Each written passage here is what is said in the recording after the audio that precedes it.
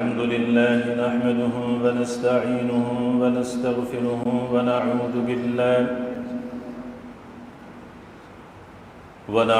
بالله من شرور أنفسنا ومن سيئات أعمالنا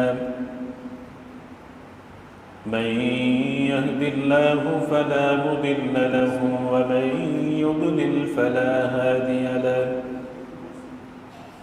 ونشهد أن لا إله إلا الله وأشهد أن محمدًا عبده ورسوله أرسله بالحق بشيرًا ونذيرًا وداعيًا إلى الله بإذنه وسراجًا منيرًا أما بعد فقد قال الله تعالى في كلامه المجيد وفرقان الحميد أعوذ بالله من الشيطان الرجيم بسم الله الرحمن الرحيم إن الله وملائكته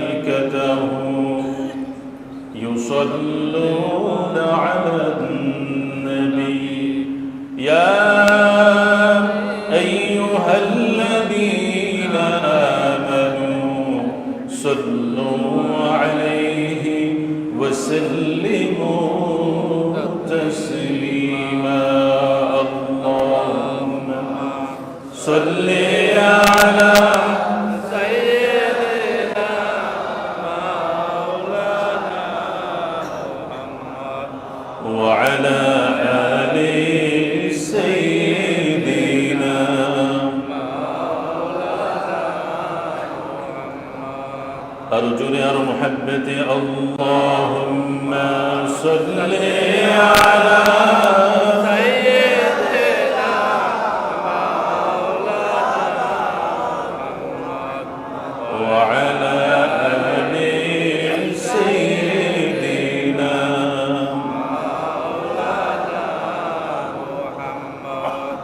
چین دولت مال و حشمات دبدبائے জিন্দেগীর চাই শুধু চুমিতে কদম নূর মুহাম্মদ মুস্তাফার আল্লাহুম্মা সাল্লি আলা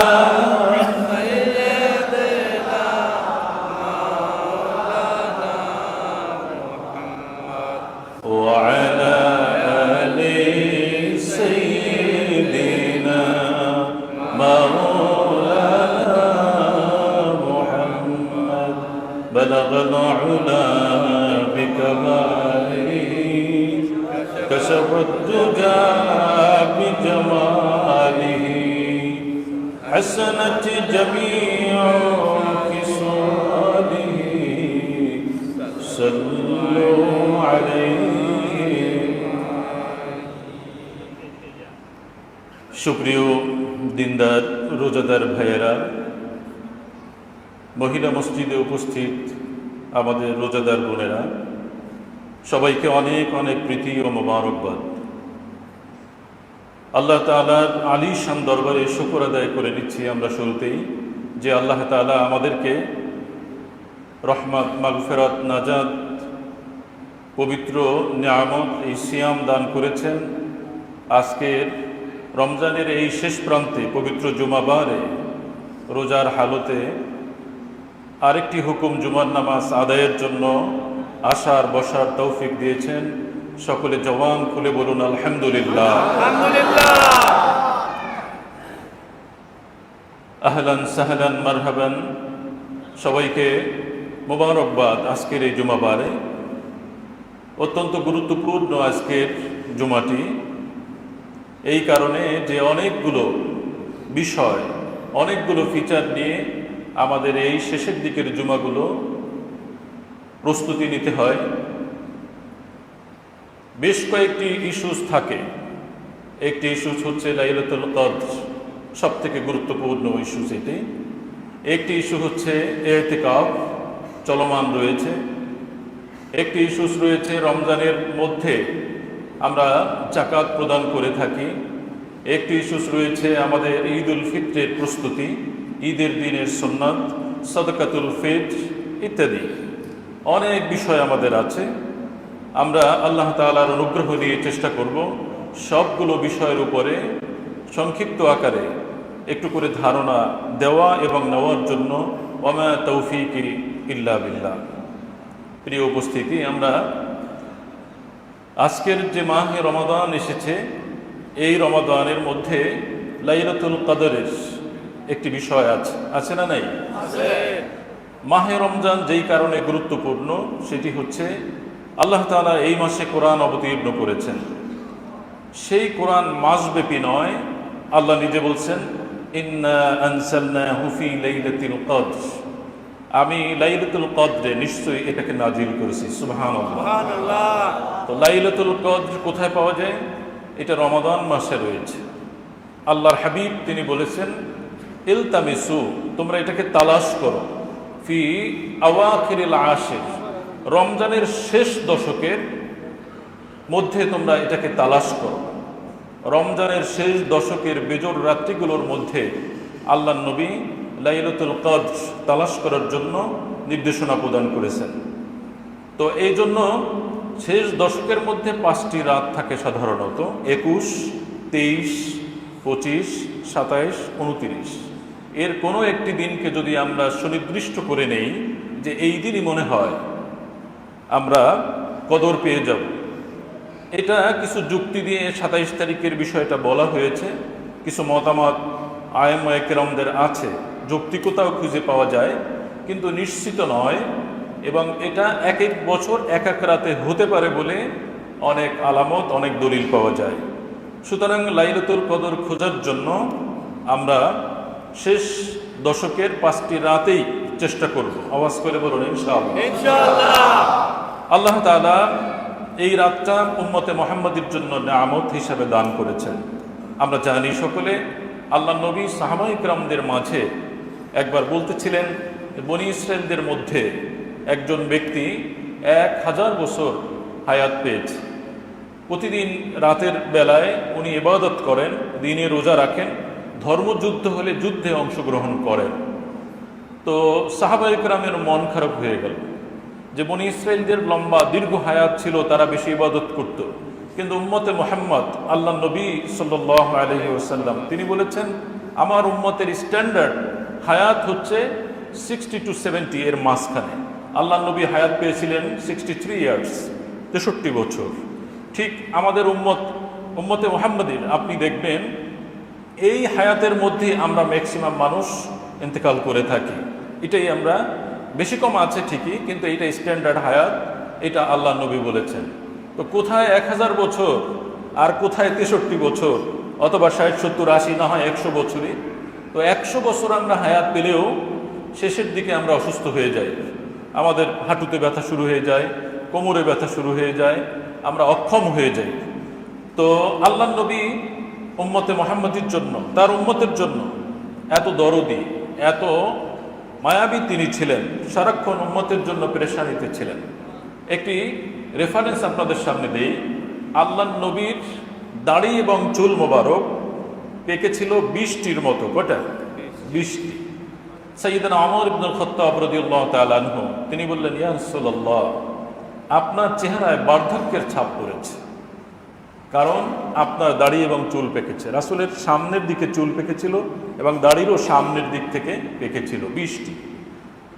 আল্লাহ নবী বললেন, এই দাড়িগুলো আমার উম্মতের কিয়ামতের ময়দানে মাঠে কি অবস্থা হবে, এই পেরেশানিতে আমার এই দাড়ি চুলগুলো পেকে গিয়েছে।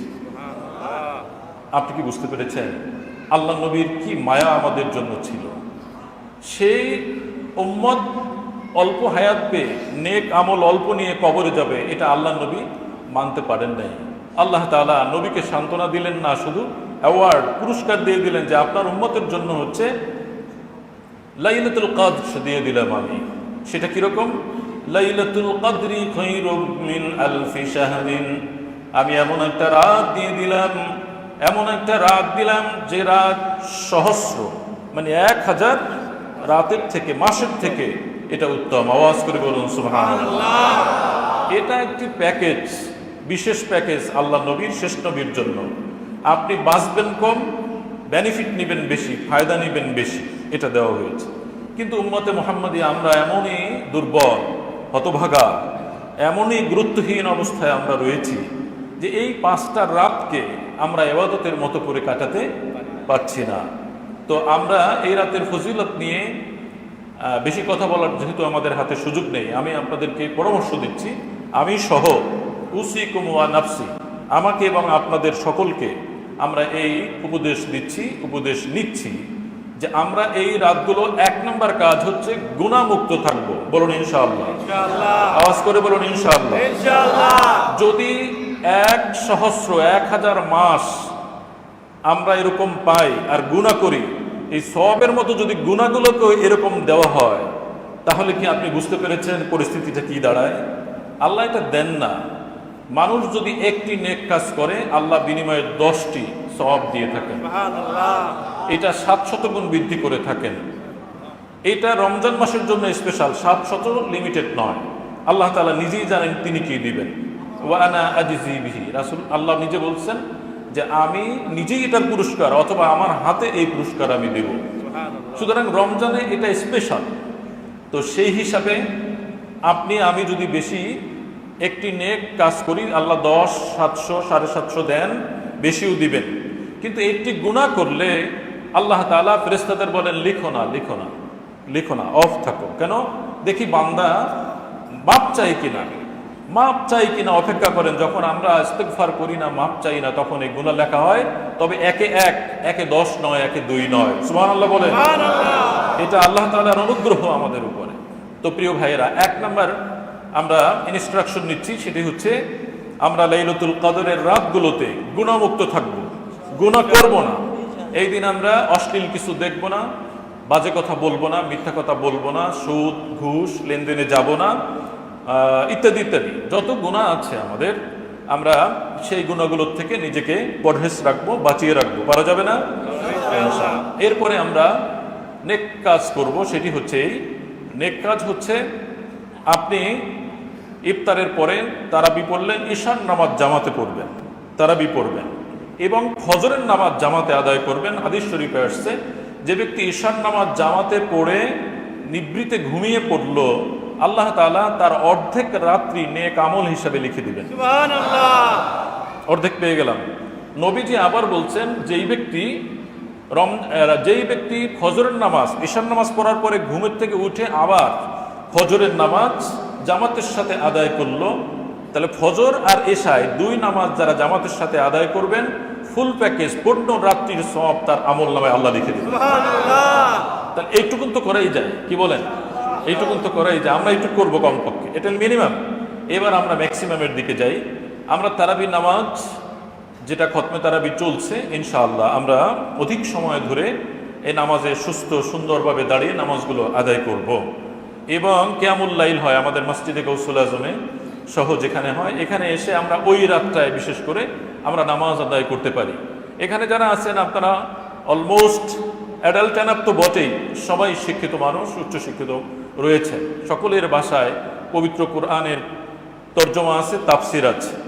বেশি লাভ হচ্ছে জ্ঞান অর্জন করা। আল্লাহ নবী বলছেন, সাআতাম মিনাল লাইলি খায়রুম মিন ইহইয়াইহা, খানিকক্ষণ জ্ঞান অর্জন করা সারা রাত জেগে জেগে নফল ইবাদত করার থেকে অনেক উত্তম। তো আপনি বাসায় বসে ইচ্ছা করলে টার্গেট নিতে পারেন যে আমি সূরাতুল কদরের তাফসিরটা আজকে পড়ব, আমি সূরাতুল ফাতিহার তাফসিরটা আজকে একটু পড়ি, বুঝি বা না বুঝি চেষ্টা করে দেখি, আল্লাহ তাআলা আমাকে বরকত দিবেন। এই জন্য আপনি এই দিন কিছু হাদিস, এই দিন কিছু তাফসির, এই দিন কিছু তর্জমা, এগুলো আপনি পড়তে পারেন। এবং নফল নামাজ যাদের বেশি সূরা মুখস্থ আছে, তারা 2 রাকাত 4 রাকাত করে নামাজ এটা দিয়ে আদায় করে নেবেন। বেশি দাঁড়িয়ে দাঁড়িয়ে আপনি নামাজ পড়বেন, তাতে করে সারা রাতটা আমাদের ইবাদতের মধ্যে কাটবে। এবং এই দিন বেশি করে মুনাজাত করবেন। মুনাজাত হচ্ছে সরাসরি আল্লাহর সাথে কানেক্টিভিটি, একদম ডিরেক্ট আল্লাহকে আমি বলতেছি, আল্লাহ আমাকে আমার গুনাহ মাফ করেন, এটা দেন, ওটার থেকে মাফ করেন ইত্যাদি। তো প্রিয় ভাইয়েরা, আমরা লাইলাতুল কদরের বিষয়ে এর বেশি আর আজকে কথা নিতে পারছি না। সুতরাং লাইলাতুল কদরটা যেন আমাদের সকলের জাতীয় জীবনে, উম্মতের জীবনে আমরা পেতে পারি, সেই তৌফিক যেন আপনাদের আমাদের সকলকে আল্লাহ তাআলা দান করেন, বলুন আমিন।